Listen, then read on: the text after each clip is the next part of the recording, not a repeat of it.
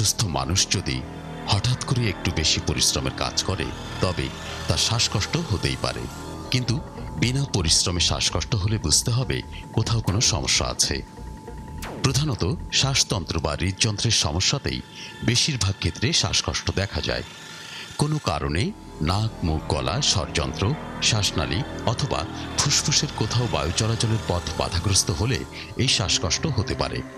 এক্ষেত্রে অ্যাজমার কথা বলা যেতে পারে, যেখানে ক্ষুদ্র ক্ষুদ্র শ্বাসনালীগুলো সাময়িকভাবে সংকুচিত হয়ে শ্বাস প্রশ্বাসে বাধা তৈরি করে।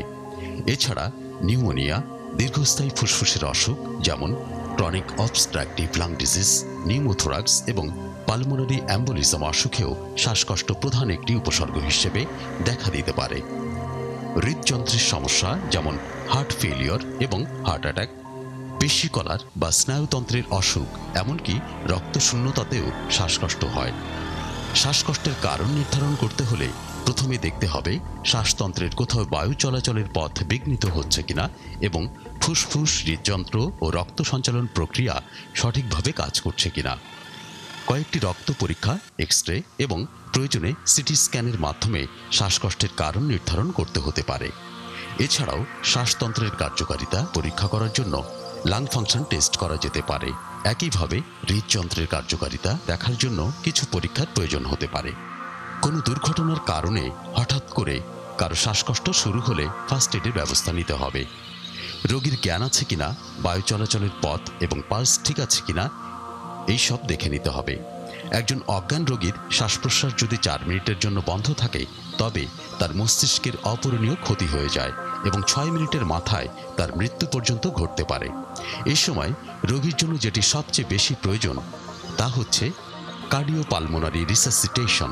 এক কথায় এর অর্থ রোগীর শ্বাস প্রশ্বাসের প্রক্রিয়াটি ফিরিয়ে আনা এবং বুকে বারবার চাপ দিয়ে হৃদযন্ত্রকে চালু রাখার চেষ্টা করা, যাতে অন্তত মস্তিষ্কে অক্সিজেন সরবরাহ অব্যাহত থাকে।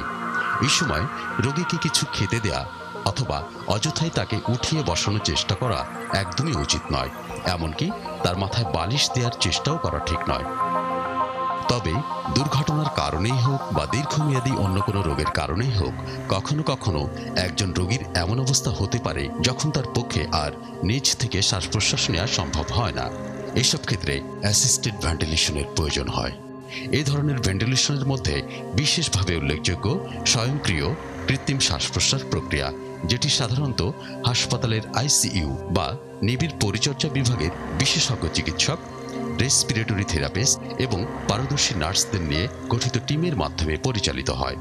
সবশেষে বলা যায়, দীর্ঘমেয়াদী হৃদরোগ বা শ্বাসতন্ত্রের অসুখে যারা ভুগছেন তাদেরকে আগে থেকেই সেইভাবে যত্নবান হতে হবে যেন ব্যয়বহুল এই কৃত্রিম শ্বাসযন্ত্রটির সাহায্যে বেঁচে থাকতে না হয়, বরং এই চেষ্টাই চালিয়ে যাওয়া উচিত যাতে যন্ত্রনির্ভর অবস্থায় পৌঁছানোর পর্যায়টি যতদূর সম্ভব বিলম্বিত করা যায়।